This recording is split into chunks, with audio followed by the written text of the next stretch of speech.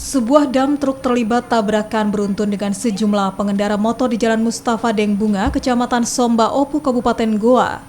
Tabrakan beruntun melibatkan 2 kendaraan bermotor dan 1 unit minibus. Dari kejadian ini, 1 orang pengendara motor meninggal di tempat dan 1 pengendara lainnya dilarikan ke Rumah Sakit Syekh Yusuf Goa karena mengalami luka berat. Sementara sang sopir dam truk juga dibawa ke rumah sakit lantaran mengalami luka memar usai dikeroyok sejumlah warga. Dari hasil penyelidikan polisi diduga sopir truk mengantuk.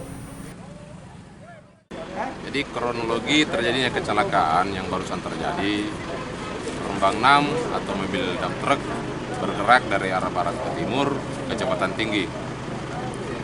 Tiba di TKP menabrak mobil Calia warna abu-abu, kemudian